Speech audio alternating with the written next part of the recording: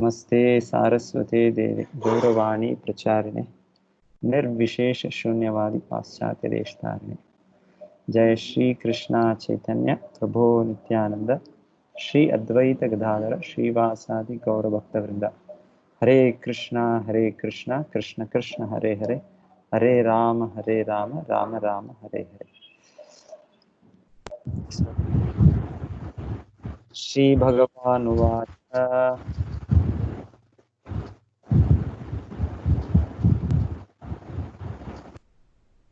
इदं तु ते गुह्यतमं प्रवक्ष्यामि अनसूयवे ज्ञानं विज्ञानसहितं यज्ञात्वा मोक्षसे अशुभा। ಶ್ರೀಕೃಷ್ಣ ಭಗವಾನುಡು ಪಲಿಕನು, ಓ ಅರ್ಜುನ, ನೀವು ನಾ ఎన్నుడును అసూయ కలవాడువు కానందున ఈ గుహ్యతమ జ్ఞానమును మరియు విజ్ఞానమును నీకు తెలియచేసిదను. దీని నీ తెలిసిన పిమ్మట భౌతిక స్థితి వలన కలిగి ముక్తుడుగా కాగలవు.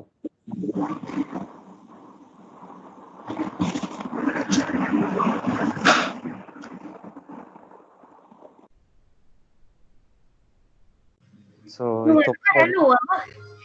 తొమ్మిదో అధ్యాయంని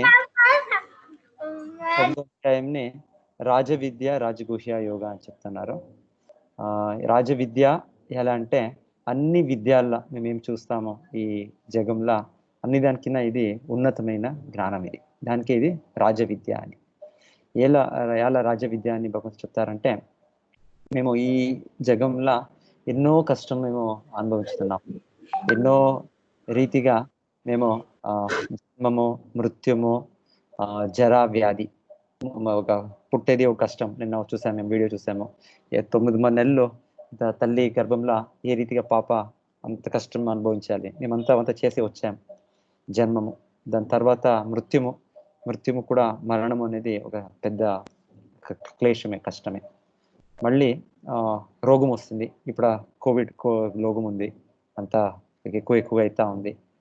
సో ఇది కూడా ఒక మనకి కష్టమే. జన్మ, మృత్యు, జర, వ్యాధి అంటే జర అంటే ముసలితనం. ముసలైనప్పుడు దేహంకి శక్తి లేదు, బలం లేదు. మళ్ళీ మనస్సు కూడా ఎంతో రకరకాలుగా నొప్పిలిస్తుంది. సో ఈ కష్టాల్లో ఇది మేము ఈ జగత్కి ఒక నియమం. భగవంతుడు చెప్పాడు, దుఃఖాలయం అని చెప్పాడు ఈ జగత్ వెనకాల అధ్యాయంలో. ఇది సుఖం కాదు, దుఃఖాలయం. సో రాజవిద్య అని ఎలా చెప్తారు అంటే, ఈ విద్య ప్రాప్తి చేసిన తర్వాత మేము మళ్ళీ ఈ 4 క్లేశాలు, కష్టాలు ఏమున్నాయి మనకి రాదు. ఈ కష్టాలు లేక మేము భగవంతాన్ని పొందుతాం. మేము శాశ్వతుడైన ఆత్మలు అవుతే ఈ భౌతిక జగత్లా ఉండేదాని నుంచి ఈ కష్టాలు మనకి ఉంది. సో ఈ కష్టాలని మేము కష్టమించి అవతల రావాలి. అది మన మనుజ జన్మ ఉద్దేశం. ఈ జ్ఞానము ఈ భగవద్గీతలో భగవద్గీత చెప్తుండేది ఇది రాజవిద్య. ఎలా అంటే ఇది ఆ జ్ఞానంని ఈ అన్ని విద్యాల నుంచి మనకి ఉన్నతమైనది. ఈ జగంలో ఉండే కష్టాల నుంచి మనకి ముక్తుడు చేసి భగవద్ధామంకి మనకి పంపుతుంది. దానికి దీన్ని రాజవిద్య అని చెప్తారు. సో ఈ రాజవిద్య అనేది భగవంతుని గూర్చి జ్ఞానము. ఈ జ్ఞానము పొందిన తర్వాత మేము భగవద్ధామం పోతాము. మళ్ళీ మేము ఇక్కడ రారు, మేము తిరిగి మేము వచ్చలేము.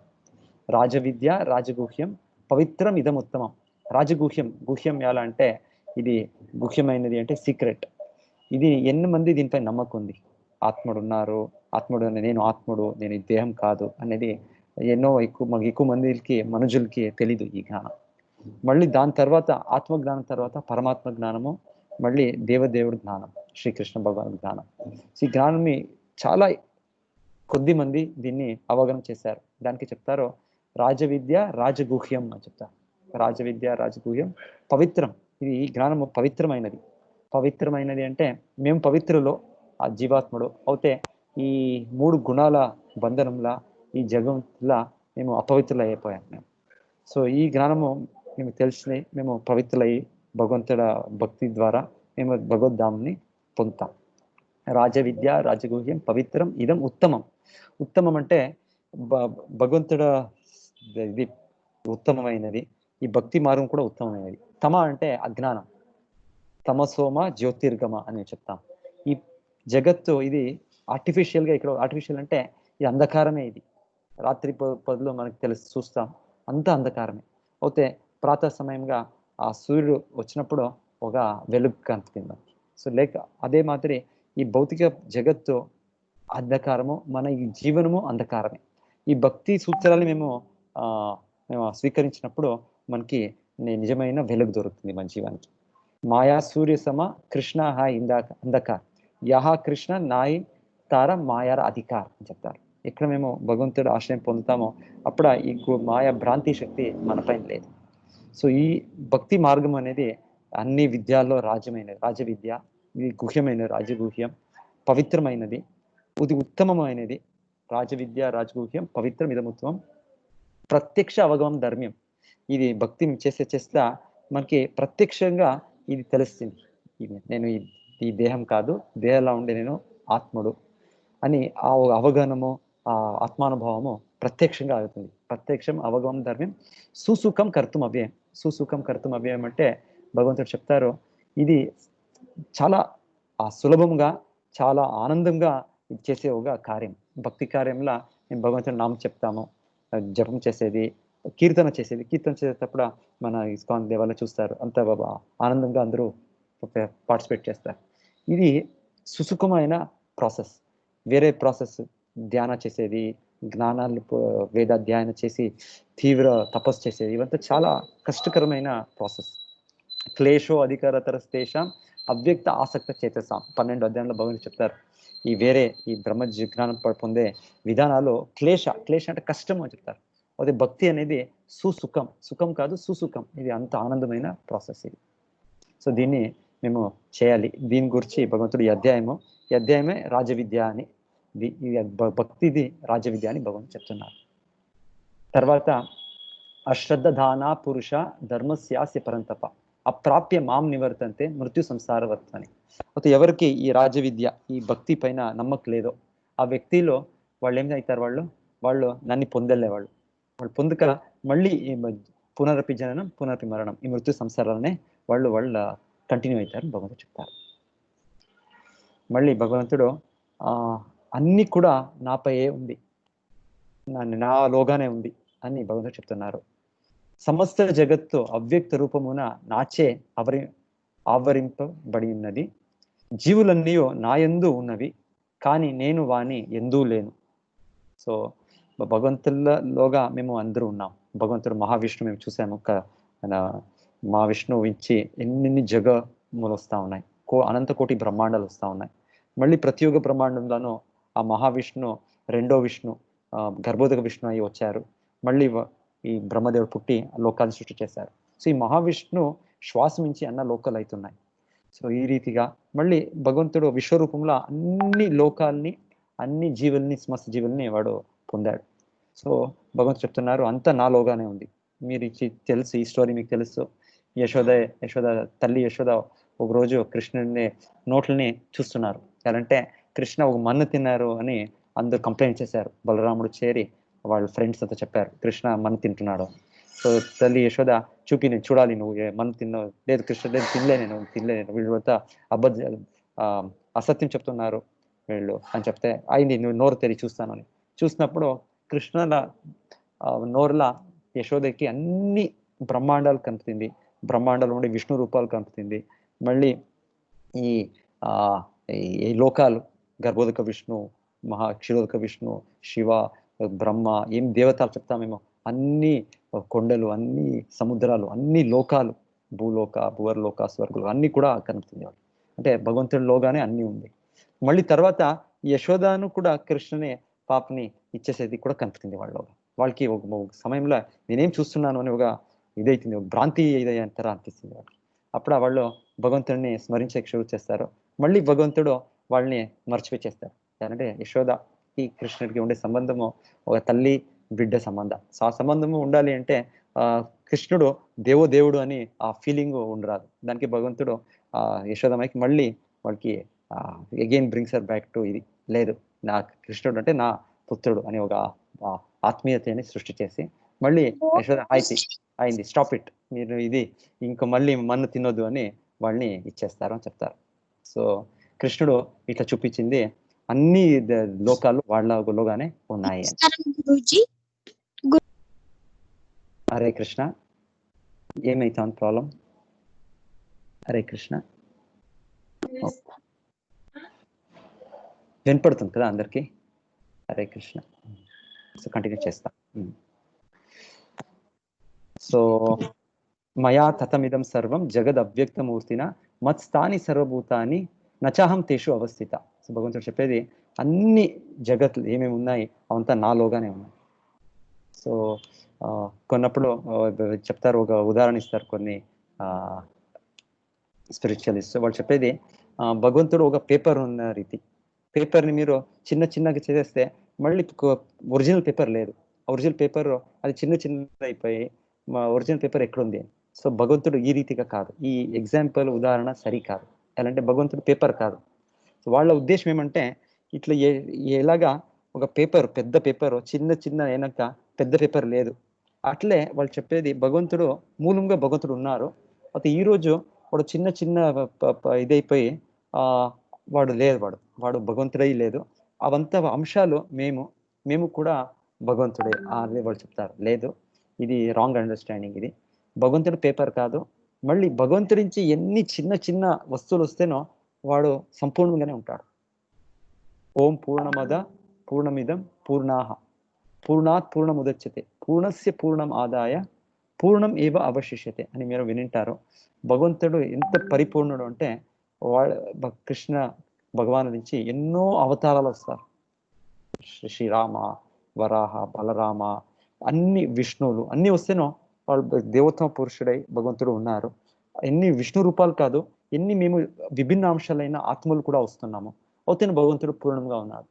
మళ్ళీ అంత కోటి బ్రహ్మాండాలు వస్తూ ఉన్నాయి, అవుతే కూడా భగవంతుడు అట్లే ఉన్నారు. భగవంతుడిలా ఇది infinity minus infinity is infinity అని చెప్తారు. ఇది 0 - 0 0 అట్లా కాదు, infinity minus infinity, infinity plus infinity.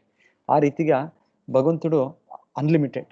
వాడి నుంచి భగవంతుడి నుంచి ఎన్ని వస్తేనో, ఎన్ని వస్తువులు వస్తేనో, ఎన్ని జీవరాశులు వస్తేనో, ఎన్ని బ్రహ్మాండాలు వస్తేనో వాడు సంపూర్ణంగానే ఉన్నారు భగవంతుడు. సో ఈ రీతి మేము అవగాహన చేసుకోవాలి. భగవంతుడు చెప్తుండేది అన్ని కూడా నాలోగానే ఉంది, నా ఆధారంగానే ఉంది. అయితే కూడా నేను వాళ్ళలోగా లేదు, నేను అతీతంగా నా అస్తిత్వం ఉంది. భగవంతులో గోలోకంలో వాళ్ళ దివ్యధామంలో వాళ్ళ భక్తుల సంపర్కంలో ఎంతో సంబంధంలో ఎన్నో లీలలు చేస్తున్నారు. సో భగవంతుని మూల రూపంగా గోలోక ఏవ నివసతి అఖిలాత్మభూత. భగవంతులు వాళ్ళ అఖిలాత్మలు, అన్ని జీవ ఆత్మల దగ్గరే పరమాత్మలుగా ఉన్నారు. అయితే కూడా గోలోక ఏవ నివసతి అంటే గోలోకంలోనే భగవంతుడు నివసించుతున్నారు.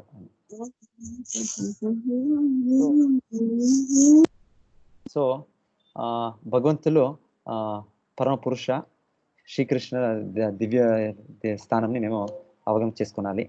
సో దీని తర్వాత భగవంతుడు తన భక్తి చేసే ద్వారా ఏ రీతిగా భగవంతుని మేము వింటాం. హరే కృష్ణ. లాస్ట్ క్వశ్చన్స్ వేయండి, ఇప్పుడు మేము కంటిన్యూ చేస్తాము. మళ్ళీ లాస్ట్గా వింటాము ఈ ప్రశ్నలు ఏమన్నాయి.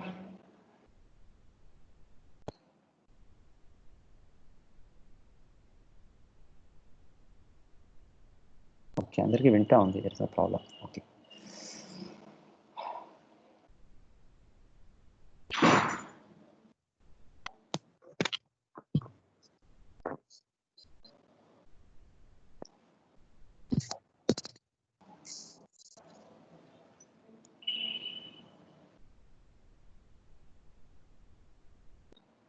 మళ్ళీ భగవంతులో ఇన్ని మేము చూసేది, మేము రాత్రుల టైంలో చూస్తాము, ఎన్ని నక్షత్రాలు ఉన్నాయి, ఎన్ని లోకాలు ఉన్నాయి, అంతా కూడా భగవంతుడు ఆజ్ఞాయించి పనిచేస్తుంది అని మేము అవగాహన చేసుకోవాలి. ఓ కౌంతేయ, నా శక్తులలో ఒకటైన భౌతిక ప్రకృతి నా అధ్యక్షతన వర్చించుచ స్థావర జంగములను సృష్టించుచున్నది. దాని నియమను అనుసరించియే ఈ జగత్తు మరల సృష్టించబడవచ్చు. సో మేము చూసేది ఇంత పెద్ద ప్రకృతి, ఇంత పెద్ద చెప్తారు కొంతమంది చెప్తారు, మేము ఐ బిలీవ్ ఇన్ నేచర్ అని చెప్తారు. నేను నమ్ముతాను, ఈ పెద్ద నేచర్ నమ్ముతాను నేను. అది అవుతే నేచర్ అంటే ఎవరి నేచర్? మేము ప్రశ్న వేసేది హూస్ నేచర్. సో ఈ ప్రకృతి అంటే ఎవరి ప్రకృతి? ప్రకృతి అనేది ఒక వ్యక్తికి చేరింది, శక్తి అనేది ఒక శక్తిమానికి చేరింది. సో భగవంతుల్లో ఈ గీతాలు చెప్పేది ఈ పెద్ద సమస్త బ్రహ్మాండం, సమస్త లోకాలు, నక్షత్రాలు ఇది నా ఆజ్ఞల ఇది పనిచేస్తుంది అని చెప్తారు. భగవంతుల ఆజ్ఞల సూర్యుడు పనిచేస్తున్నారు, చంద్రుడు పనిచేస్తున్నారు, సమస్త దేవతలు పనిచేస్తున్నారు. వాడు ఆజ్ఞ లేక ఎవరు ఏమి చేయరాదు. సో వాడు ఆజ్ఞ ఉంది. అది మనకి తెలియక మేము నేచర్, మేము భగవంతుని నేచర్ అని నమ్ముతాను అని చెప్తారు. నేచర్ వెనకాలి పర్సన్, ఒక వ్యక్తి ఉన్నాడు, భగవంతుడు ఉన్నాడు. అవజానంతి మాం మూఢ మానుషిం తనుమాశ్రితం పరం భావం అజానంతో మమ భూత మహేశ్వరం. భగవంతుడు చెప్పేది, నేను ఈ రీతిగా నేను ఒక అవతరించినప్పుడు మా మనుజులో నన్ను కొద్ది మనుజులో నేను కూడా ఒక సాధారణ వ్యక్తి అని భావించరు. లేదు, నేను సాధారణ వ్యక్తి కాదు, నేను భూత మహేశ్వరం, అన్ని జీవుల ఈశ్వరుడు నేను. నా పరంభావం, నా నిజమైన స్థితిని వాళ్ళు ఎరగలేక వాళ్ళు ఈ రీతిగా చెప్తారు అని భగవంతుడు చెప్తాడు. మూడ అంటే డాంకీ చెప్పేది, ఒక బుద్ధి లేదు, బుద్ధిహీనలు అని. మళ్ళీ ఇంకొక వ్యక్తులు ఉన్నారు, మహాత్మలు ఉన్నారు. మహాత్మలు భగవంతుని గురించి ఈ భగవద్గీత నుంచి, ఈ వేదాల నుంచి, ఈ ఆచార్యుల నుంచి వాళ్ళు సంపూర్ణ జ్ఞానం పొంది భగవంతుని ఆశ్రయం పొందుతారు. వాళ్ళకి చెప్పేది మహాత్మలు అని. మహా ఆత్మ. వాళ్ళు ఏం చేస్తారు, భగవంతుని ఆశ్రయం తీసుకొని సదా భగవంతుడ భజన, భగవంతుడ ధ్యానం చేస్తారు అని భగవంతుడు చెప్తున్నారు. మహాత్మానస్తు మాం పార్థ దైవీం ప్రకృతిమాశ్రిత భజంతి అనన్య మనసో జ్ఞాత్వా భూతాదిమవ్యయం.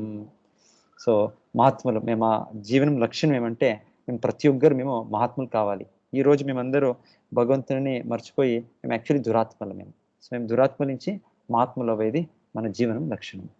సో ఎట్లు కావాలి, భగవంతుని భక్తి చేసే ద్వారా, భగవంతుని నామం చెప్పే ద్వారా మేము మహాత్ములు అవ్వడానికి సాధ్యమైతే. ఇక్కడ ఒక పెద్ద ఆచార్యులు మాధవేంద్ర పూరిని చూపిస్తున్నారు. ఈ మాధవేంద్ర పూరిలో చైతన్య మహాప్రభు వాళ్ళ గురు వీళ్ళు మహాత్ములు. వీళ్ళకి స్వతः కృష్ణుడే వచ్చి ఇప్పుడు ఒక మట్టి దీంట్లో పాలిస్తున్నారు. మీరు చూస్తారు, కృష్ణుడే వచ్చి స్వతः వీళ్ళకి బృందావనంలో వీళ్ళు నివసించినప్పుడు వీళ్ళని అంత బాగా భగవంతుడు చూశాడంట. సో మహాత్ములకి భగవంతుడే చూసుకుంటారు. సో మహాత్ములు ఏం చేస్తారు, వాళ్ళ లక్షణాలు ఏమి అంటే సతతం కీర్తయంతో మాం యతంతశ్చ దృఢవ్రత నమస్యంతశ్చ మాం భక్త్యా నిత్యయుక్త ఉపాసతే. సో వాళ్ళు సతతంగా కీర్తన చేస్తారు. భగవంతుల భక్తులైన మహాత్ములు వాళ్ళు సతతంగా భగవంతుడ నామం చెప్తారు, భగవంతుని గురించి చెప్తారు, భగవంతుని గురించి వింటారు. వాళ్ళు దృఢవ్రతంగా భగవంతుని భక్తి చేస్తారు, భగవంతుని పూజ చేస్తారు. భగవంతున ఈ నవవిధ భక్తిలా వాళ్ళు ఒకటైనా ఒకటి వాళ్ళు చేస్తూ ఉంటారు. వాళ్ళు మహాత్ములు. సో భగవంతుడు మళ్ళీ ఏ రీతి ఈ ప్రపంచంలో జగత్లో వాళ్ళు అన్ని శక్తులు వాడించే ఆధారమైంది అని చెప్తున్నారు. గమ్యమును భరించేవాడును, ప్రభువును, సాక్షిని, నివాసమును, ఆశ్రయమును, సన్నిహిత స్నేహితుడు నేనే సృష్టిని, ప్రళయమును, సర్వమునకు స్థానమును, నిధానమును, అవ్వే బీజమును అయి ఉన్నాను. ఓ అర్జున, వేడినోనగువాడును, వర్షమును నిరోధించుట మరియు కురిపించుట చేయువాడును నేనే, అమృతత్వమును మరియు మృత్యువును నేనే, సతో అసతోలో రెండును నా యందు ఉన్నవి. భగవంతుడు చెప్పిన తర్వాత భగవంతుడు చెప్పేది అన్ని సర్వస్వము భగవంతులే. సర్వస్వ అన్నయ్య కూడా వాడ శక్తియే. మేము విన్నామో ఈ జగత్ల పంచభూత ఏం శక్తులు ఉన్నాయి, అది భగవంతుడ మెటీరియల్ ఎనర్జీ, భౌతిక శక్తి. దానిపైన జీవ ప్రకృతి, జడ ప్రకృతి, జీవ ప్రకృతి అన్ని కూడా అధీనంలోనే ఉంది అని మేము విన్నాం. సో దీన్ని తెలిసే వాళ్ళు మహాత్ములు భగవంతుని భక్తి చేస్తారు.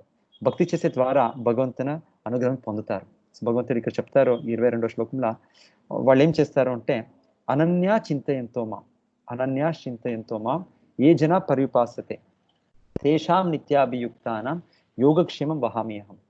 సో మేము భగవంతుని భక్తి చేసేటప్పుడు భగవంతుడు మనకి రక్షణ చేస్తాడు. మీరు చూస్తుండేది కింద ఈ గజేంద్రుడికి మొసల పెట్టినప్పుడు భగవంతుడే వచ్చి వాళ్ళని రక్షిస్తారు. మళ్ళీ ఏం లేదో మనకి ఇస్తారు. మీ కుచేల స్టోరీలో చెప్తారో యోగక్షేమం వహామ్యహం అంటే వారికి లేనిని సమకూర్చి ఉన్నని సంరక్షించను. ఏమి లేదో దాన్ని ఇస్తాను నేను, ఉండేది రక్షణ చేస్తాను. సో గజేంద్రుడికి రక్షణ చేస్తాడు భగవంతుడు. మళ్ళీ ఇక్కడ మీరు చూసేది కుచేలుడికి వాళ్ళు అంత పేదోళ్ళు అయ్యి అంత దరిద్రతలో ఉన్నారు. అప్పుడు భగవంతుడు వాళ్ళకి మళ్ళీ ఇచ్చారు. ఆ స్టోరీ మీకు తెలుసు, మీకు కుచేలుడి స్టోరీ.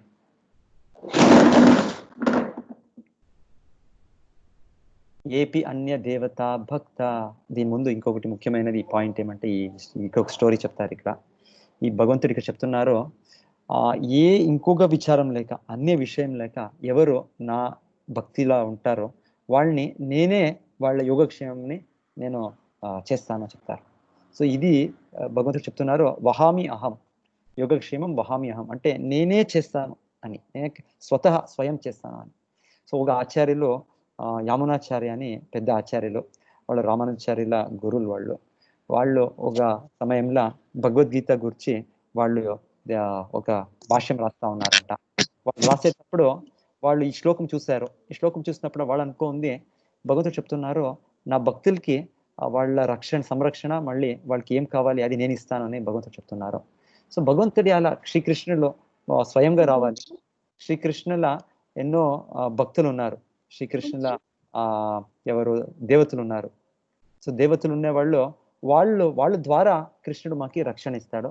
మళ్ళీ వాళ్ళ ద్వారా మనకి ఏం కావాలి, మన దిననిత్యం మనకి ప్రొవైడ్ చేస్తాడు భగవంతుడు అని వాళ్ళు ఆలోచిస్తారంట.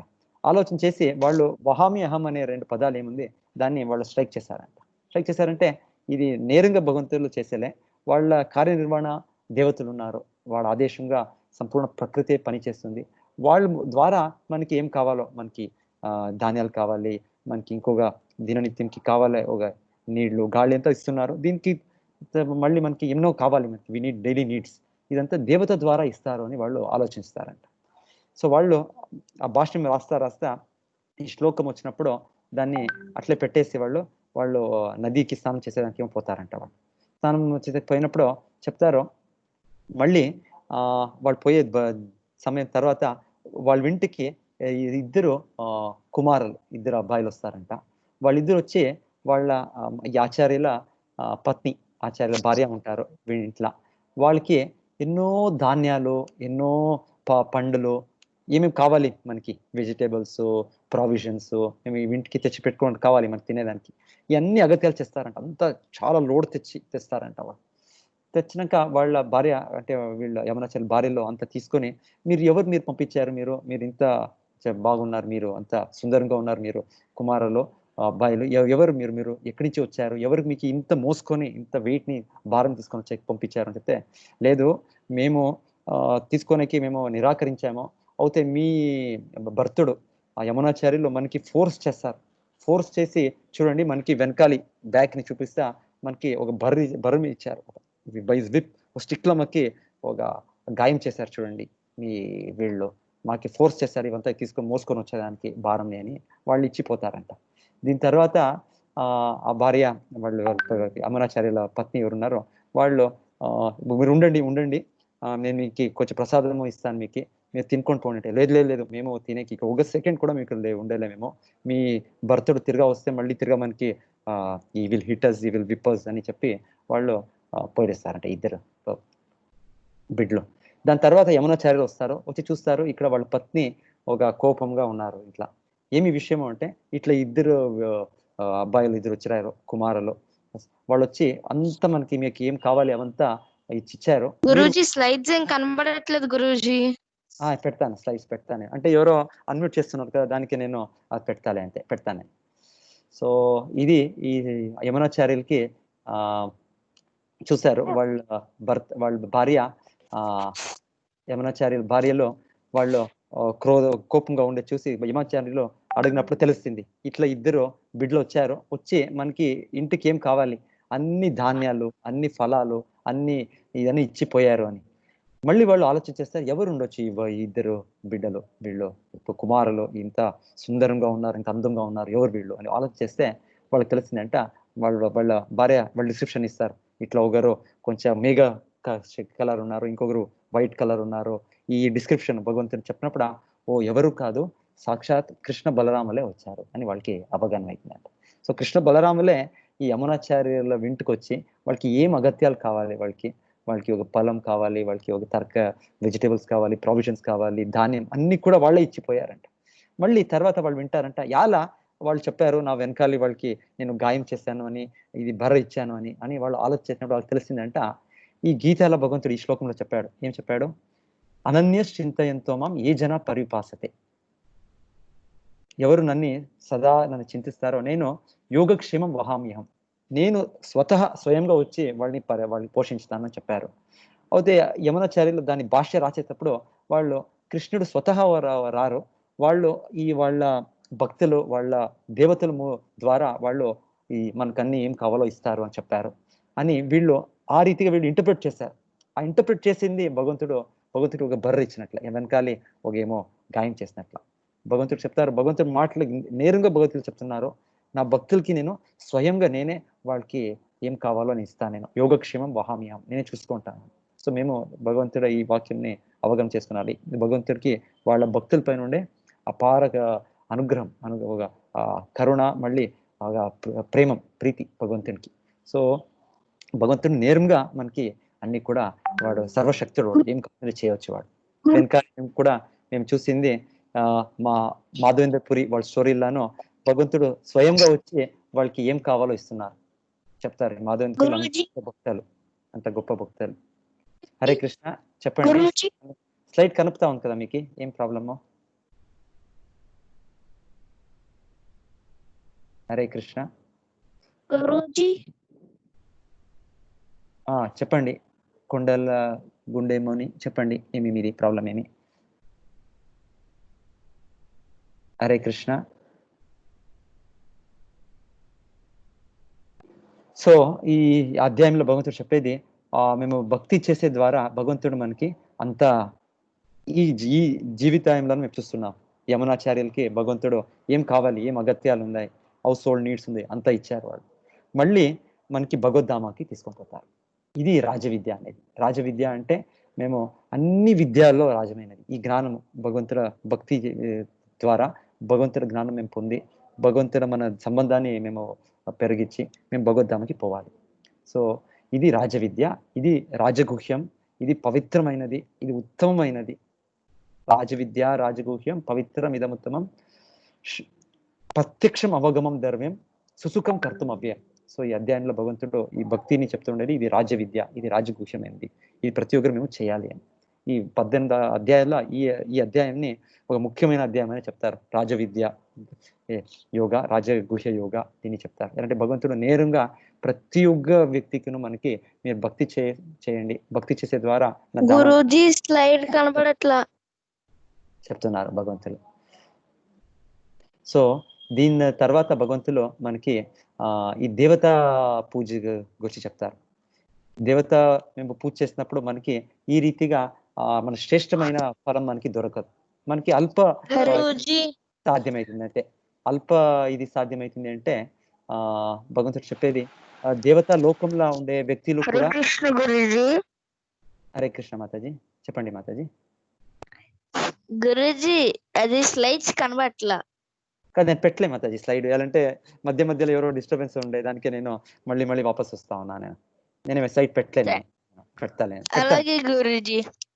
లేకుంటే ఎవరైనా వాలంటీర్ చేస్తే నేను అక్కడ పెడతాను, ప్రెజెంటర్ గా చేస్తాను, మీరు కంట్రోల్ చేయాలి. శ్రీకృష్ణ గురూజీ. శ్రీకృష్ణ నీకు అయితుందా? నేను ప్రెజెంటర్ గా చేస్తే వేరే వాళ్ళని మ్యూట్ చేయొచ్చా నువ్వు? Okay Guruji. Okay okay Guruji laptop ఉన్న వాళ్ళని అడగండి గురూజీ, ఫోన్ లో ఆప్షన్స్ రావట్లేదు. ఫోన్ లో ఆప్షన్స్ ఎవరైనా ల్యాప్టాప్ లో కంప్యూటర్ లో చూస్తున్నారా ఎవరైనా? శ్రీకృష్ణ ఎట్లా చూస్తున్నావు నువ్వు? కంప్యూటర్ లో చూస్తున్నావా? ప్రభు నేను చూస్తున్నాను ల్యాప్టాప్ లో. ఏం చేయాలి చెప్పండి.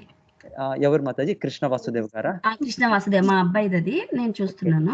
మాతాజీ నేను ప్రెజెంటర్ చేస్తాను, అది ఏమైతే ఎవరైనా అన్మ్యూట్ చేస్తే వాళ్ళని మ్యూట్ చేయాలి మీరు. ఓకే అంటే నాకు తెలుస్తుందా వెంటనే ఎలా చేయాలని? ఇక్కడ చూడండి, ఇప్పుడు చూపిస్తాను మీకు.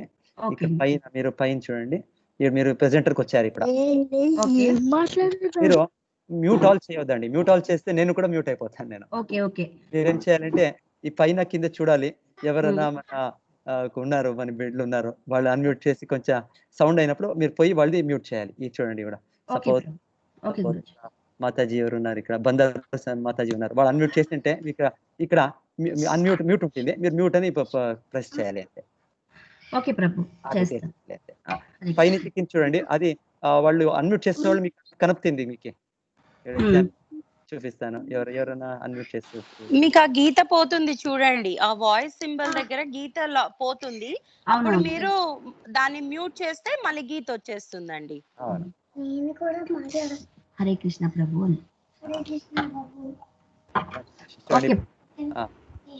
ఇక్కడ శ్రీకృష్ణ కనపడుతుంది చూడండి, శ్రీకృష్ణ మీరు ప్రెస్ చేస్తే మ్యూట్ పార్టిసిపెంట్, మ్యూట్ చేస్తే వాళ్ళు మ్యూట్ అయిపోతారు అంతే. అది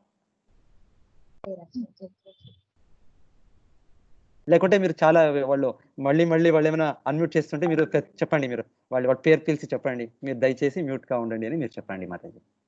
మీరు చూస్తారు కదా, కొన్నప్పుడు మీరు మ్యూట్ చేస్తేనే వాళ్ళు తిరిగి అన్మ్యూట్ చేసుకుంటారు. అప్పుడు మీరు అనౌన్స్ చేయండి, వాళ్ళ పేరు చెప్పి దయచేసి మ్యూట్ గా ఉండండి అని వాళ్ళ పేరు చెప్తే అయింది మీరు మళ్ళీ. ఓకే, ఇది ఆల్మోస్ట్ అయింది, ఇంకా 10 minutes ఈరోజు.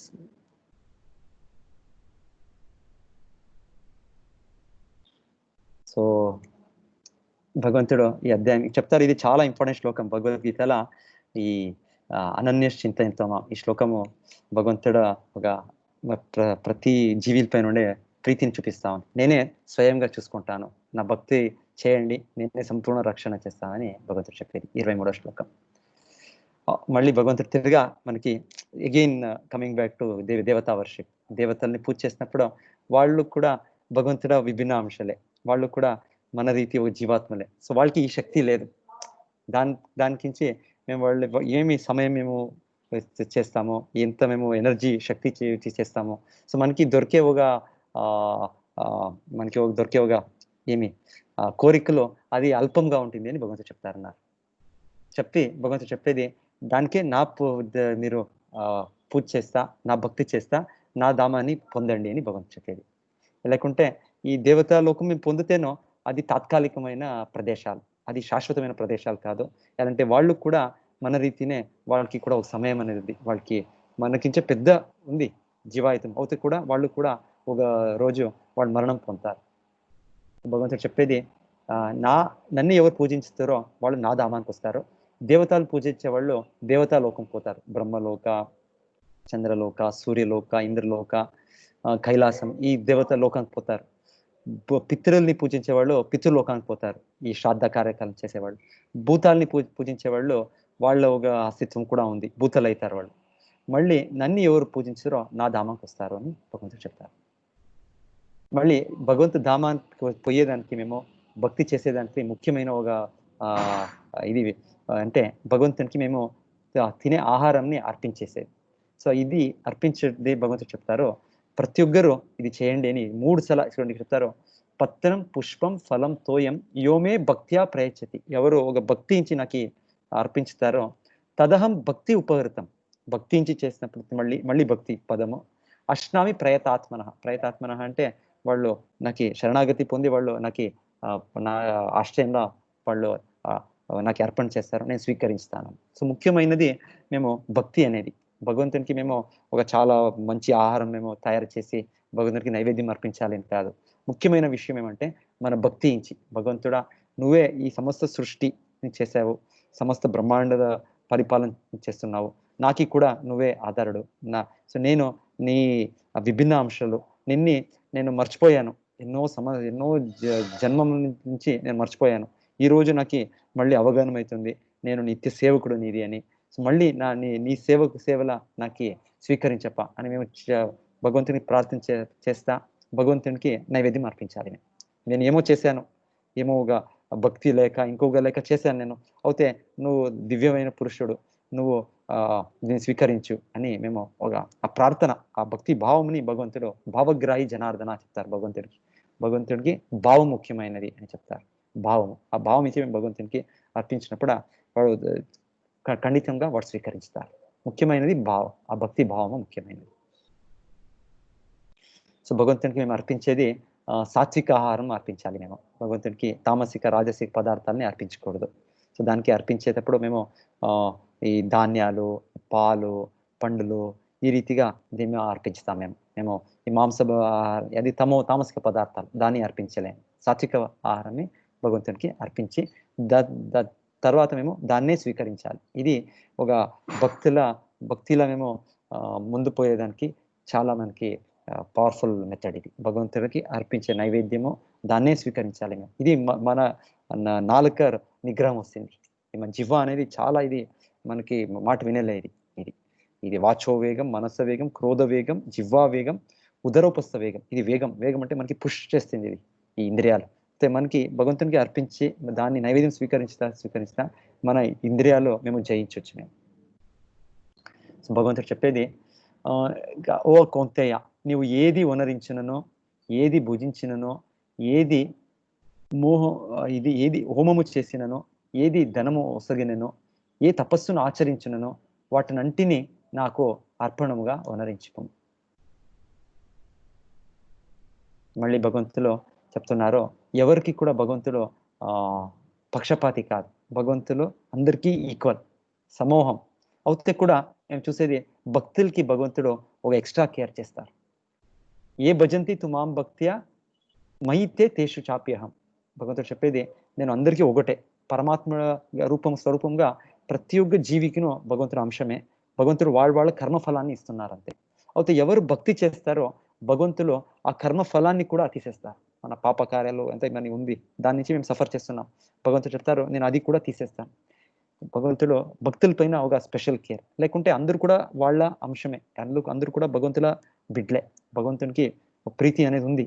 సో భగవంతుడే ఈ కర్మ సిద్ధాంతం చేశాడు. కర్మఫలం ప్రకారంగా మనకి ఇస్తున్నారు. అయితే మేము భక్తి చేసినప్పుడు భగవంతుడు స్పెషల్ కేర్ తీసుకుంటున్నాం మన పైన. ఎగ్జాంపుల్ ఉదాహరణ చెప్తారు, సపోజ్ ఒక మహారాజుడు ఉన్నారు. వాళ్ళు నదిలో ఉన్నప్పుడు, నది దడంలో ఉన్నప్పుడు ఎవరు చూస్తారు, వాళ్ళు ఆ నదిలా నీళ్ళ వాళ్ళు మునిగిపోతుంటే వాళ్ళు ఆదేశం ఇస్తారు వాళ్ళ మంత్రులకి, వాళ్ళ సైనికులకి, పోయి వాళ్ళని రక్షణ చేయండి అని. అయితే సపోజ్ ఆ పుత్రుడు రాజకుమారుడు ఏనాడు మునిగిపోతుంటే రాజుడు వాళ్ళకి చెప్పే ముందే వాళ్ళే జంప్ చేసి వాళ్ళ పుత్రుడిని రక్షిస్తారు. అంటే అది రాజుడు ప్రజల పైన ఉంది, అయితే తన కుమారుడి పైన అతి ఎక్స్ట్రా ఒక ప్రీతి ఉంది. ఆ రీతిగా భక్తులు అనేవాళ్ళు భగవంతుడు వాళ్ళకి స్పెషల్ కేర్ చూపిస్తారని భగవంతుడు ఇది చెప్తున్నాడు. అందరికీ ఈక్వల్ అవుతే కూడా భగవంతుడు భక్తుల పైన ఎక్స్ట్రా కేర్. ఇక్కడ చూడవచ్చు భగవంతుడు ఎంత భక్తుల పైన భగవంతునికి ఆశ అని చెప్తున్నారో. అపిచేత్ సుదురాచారో భజతే మామనన్యభ సాధురేవ సమంతవ్య సమ్యక్ వ్యవస్థితో సహా. మిక్కిలి హేయమైన కార్యము వనరించినప్పటికినూ మనుజుడు భక్తియుత సేవలో నియుక్తుడైనంటే తన సంకల్పమున స్థిర నిశ్చయుడై ఉన్నందున అతనిని సాధువుగానే పరిగణింపవలను. అంటే భగవంతుడు చెప్తున్నారు, ఎవరైనా ఈ భక్తి స్టార్ట్ చేస్తాం మేము, భక్తి స్టార్ట్ చేసిన తర్వాతను మన వెనకాలి ఎన్నో మన దుశ్చటాలు ఉన్నాయి. దుశ్చటాలు ఉండి మళ్ళీ మేము ఆ పాప హీనమైన కార్యాలు చేయవచ్చు. అయితే మేము మరో భక్తిని మేము స్థిరంగా తీసుకొని మేము కంటిన్యూ చేస్తే భగవంతుడు చెప్తారు, ఆ వ్యక్తిని మీరు ఏం చేయండి, ఆ వ్యక్తిని సాధువు అనే మీరు భావించండి, వాళ్ళని మీరు డోంట్ క్రిటిసైజ్ అని చెప్తున్నారు భగవంతుడు. అంటే భగవంతుడు చెప్తుండేది, మేము భక్తి మార్గంలా స్వీకరించినప్పుడు, మేము జప మార్గము ఈ భక్తి మార్గం స్వీకరించినప్పుడు కంటిన్యూ చేసినప్పుడు అతి శీఘ్రంగా మన అన్ని ఏమైనా ఆ దుశ్చటాలు అది పరిగెత్తిపోతుంది. భగవంతుడు చెప్తారు ఇక్కడ, అతడు శీఘ్రమే ధర్మాత్ముడయి శాశ్వతమైన శాంతిని పొందును.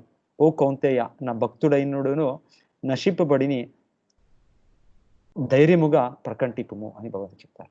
సో చెప్తారు భగవంతులు శ్రీకృష్ణులు భక్తులకి చెప్తున్నది, వాళ్ళు భక్తి చేస్తా కొన్నప్పుడు స్టార్టింగ్ లా, ఇది ఎప్పుడు కాదు, కొన్నప్పుడు మేము ఇది స్టార్టింగ్ లా మేము పతనం కొడితేనో మేము మన్ని స్వాదుని భావించాలని భగవంతుడు చెప్తున్నారు. అయితే మేము దాన్ని దృఢంగా పెట్టుకొని ఆ భక్తి చేస్తా హరే కృష్ణ కృష్ణ కృష్ణ హరే హరే, హరే రామ రామ రామ హరే హరే, ఈ మహామంత్రిని స్వీకరించి మేము జపం చేస్తా ఉంటే మనలోగా ఉండే హరిషడ్వర్గాలు కామ క్రోధ లోభ మోహ మదమత్స ఇదంతా మేము వదిలేసి మేము ఒక దినము నిజమైన మహాత్ములు అవుతాము.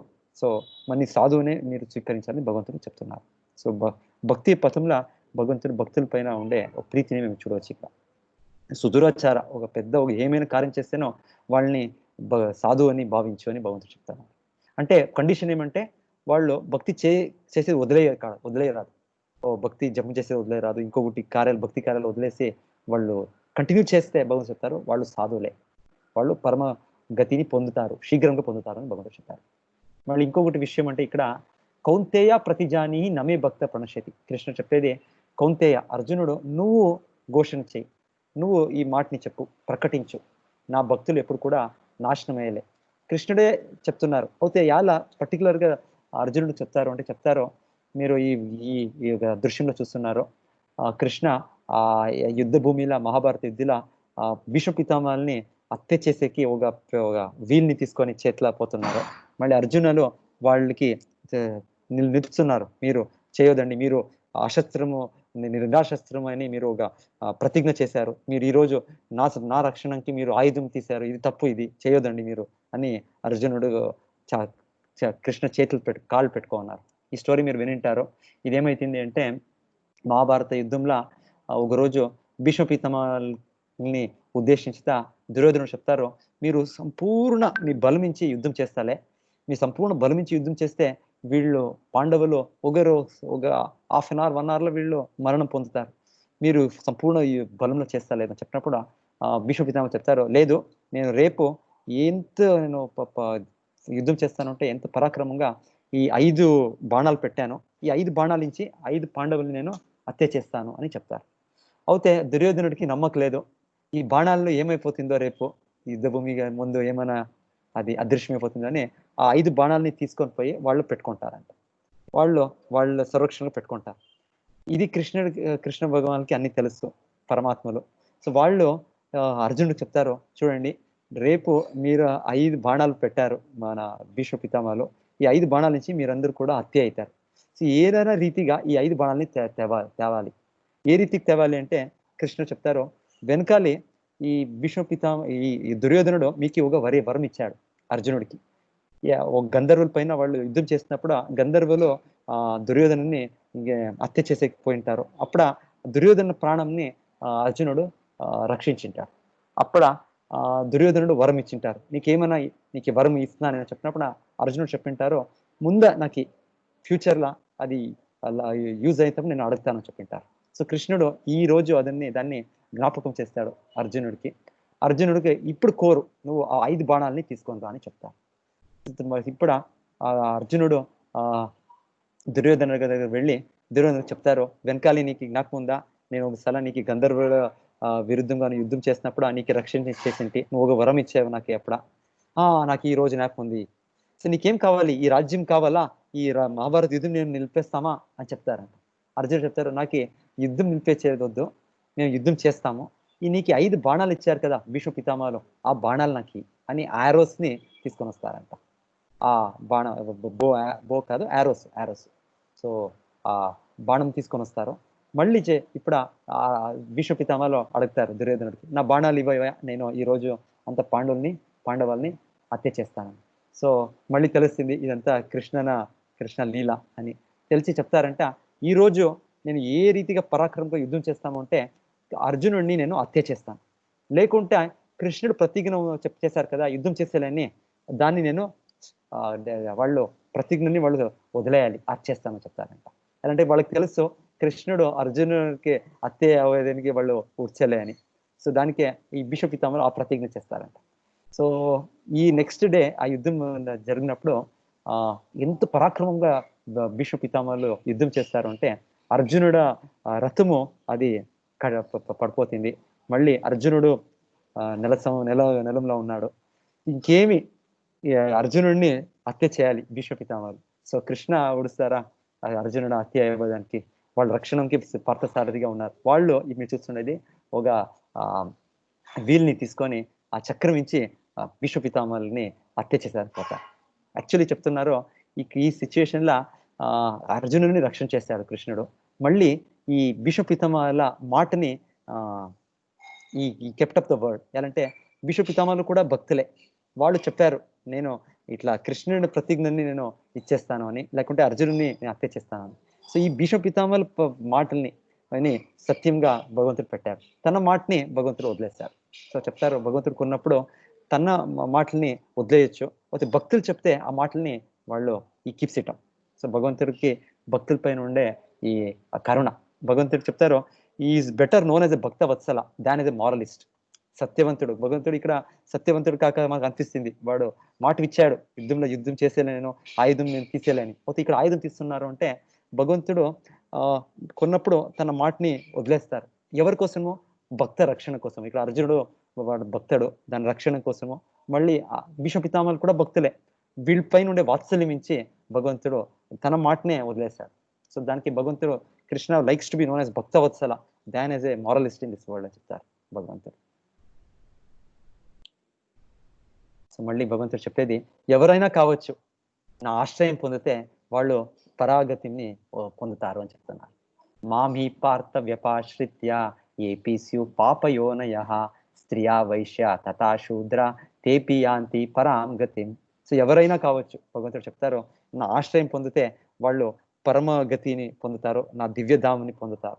వాళ్ళు ఏమైనా కావచ్చు, వాళ్ళు పాపయులు కావచ్చు, వాళ్ళు చెప్తుండేది ఇక్కడ పాపయోనయ అంటే ఎంతెంతో చండాలులు ఏమేమో కావచ్చు, ఎంతనా వాళ్ళ బ్యాక్గ్రౌండ్ ఉండొచ్చు, వాళ్ళు నా ఆశ్రయం పొందితే వాళ్ళు పరాంగతిని పొందుతారని భగవంతుడు చెప్తున్నారు.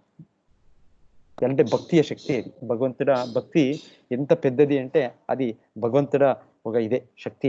దాని నుంచి ఆ భక్తి అనేది ఎవరు కూడా ఆ భక్తి మార్గం ద్వారా భగవంతుడి నామం జపం చేసే ద్వారా భగవంతుడ భక్తి సేవ చేసే ద్వారా పరమ గతిని పొందుతారు అని అవగాహన చేసుకున్నారు. సో ఈ భక్తిని ఎట్లా చేసేది భగవంతుడు సమరీ చెప్తారు లాస్ట్ లో ఈ అధ్యాయంలో. మన్మనా భవ మద్భక్తో మధ్యాజీ మాం నమస్కురు మామే వైశ్యసి యుక్త్వైవం ఆత్మానం మత్పరాయణ. మేము 4 చేయాలి. ఏం చేయాలి? కృష్ణుడు చెప్పేది ఒకటోది మన్మన, సదా భగవంతుడి స్మరణ చేయాలి.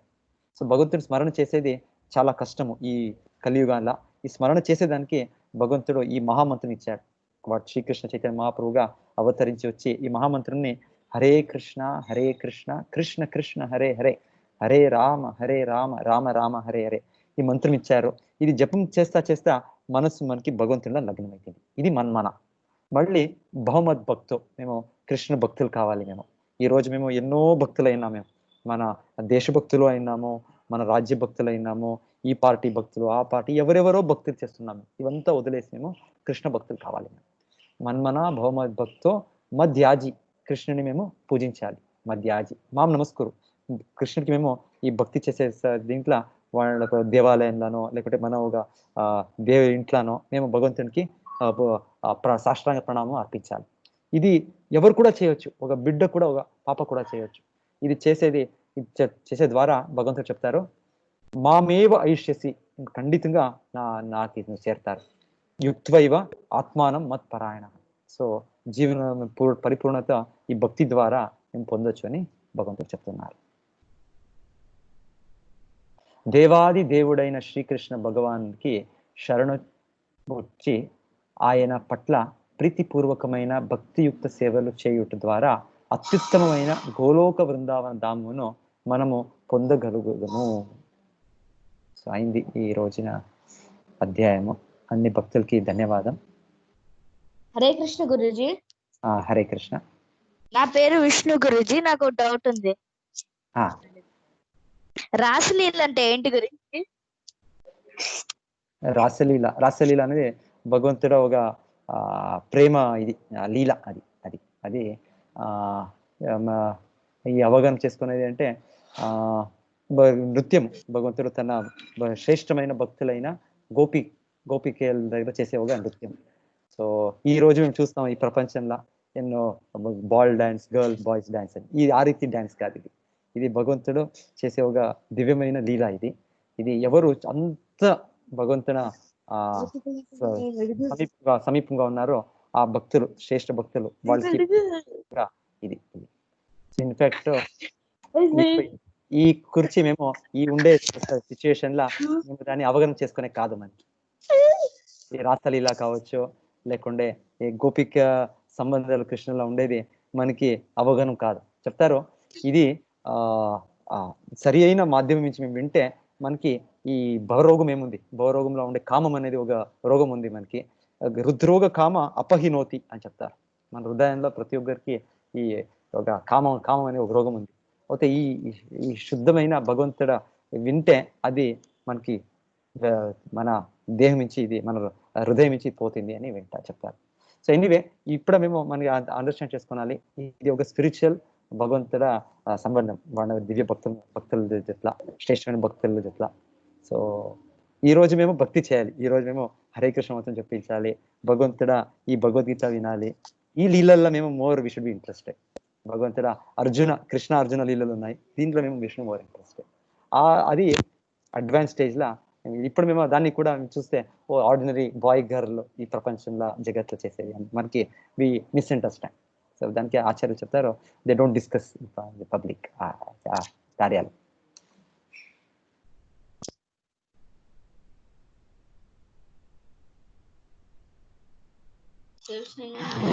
హరే కృష్ణ గురుజీ. హరే కృష్ణ మాతాజీ, చెప్పండి. ఇది రాసలీల అనేది స్వామివారు ఒకటి అంటే వేణుగానం చేస్తూ ఉంటారు కదా, అందులో ఒక రాగం పేరు కూడా అని చెప్తారు కదా స్వామి. సో చెప్తారు, భగవంతుడు వేణు అన్ని సర్వజీవులకు ఆకర్షణ చేస్తాడు.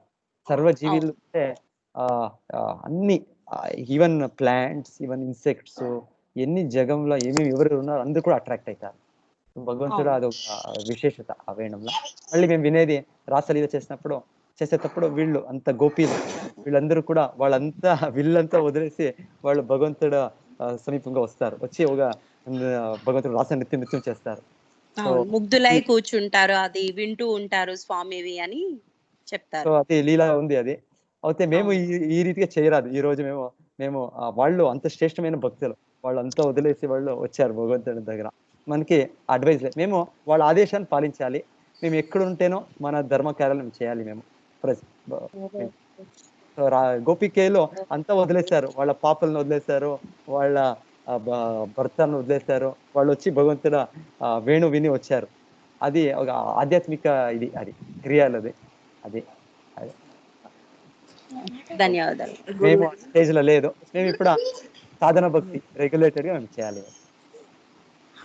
గురూజీ, నాకు వాట్సాప్ లో చాప్టర్స్ కానీ క్విజ్ ఏది ఓపెన్ అవటం లేదు గురూజీ, ఏం చేయాలి? పీడిఎఫ్ వచ్చింది, ఈరోజు చాప్టర్స్ చూద్దాం, క్విజ్ కూడా పెట్టారు కదా, చూద్దాం అంటే ఓపెన్ అవటం లేదు, ఎలా గురూజీ?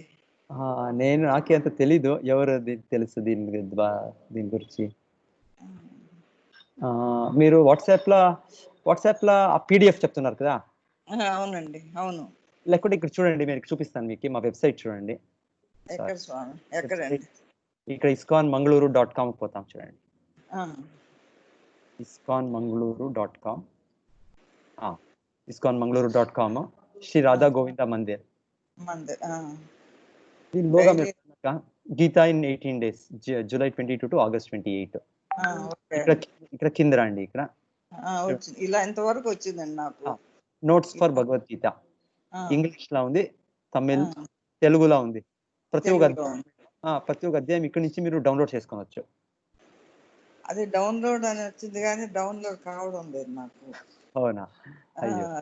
క్విజ్ కొట్టినా అట్లాగే వచ్చింది గురూజీ. క్విజ్ కూడా కొట్టాను అటెండ్ అవుదామని. క్విజ్ ఇక్కడ చాప్టర్ ఓపెన్ అయితే చూడండి, ఇక్కడ చాప్టర్ 9 కదా ఈ రోజు. ఓపెన్ అవుతుంది, ఎలా అవ్వలేదు? నేను సైట్ కే పోయాను, చూడండి ఓపెన్ అయింది ఇక్కడ. స్వామి, క్విజ్ లో ఈమెయిల్ అడ్రస్ కంపల్సరీ స్వామి, లేకపోతే అది సబ్మిట్ చేసుకోవట్లేదు.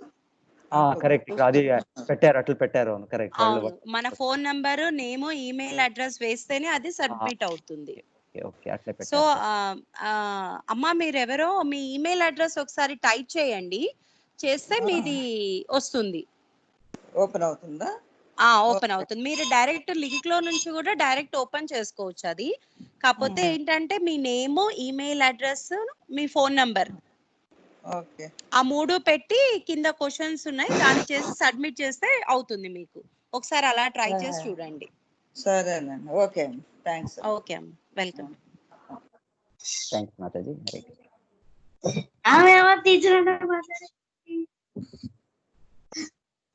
ఇంకేమైనా చూస్తారా వీడియో? ఏమైనా ఈరోజు చిన్న వీడియో లేదు, కొంచెం పెద్దదే. అది స్టోరీ ఆఫ్ అజామిలా ఉంది.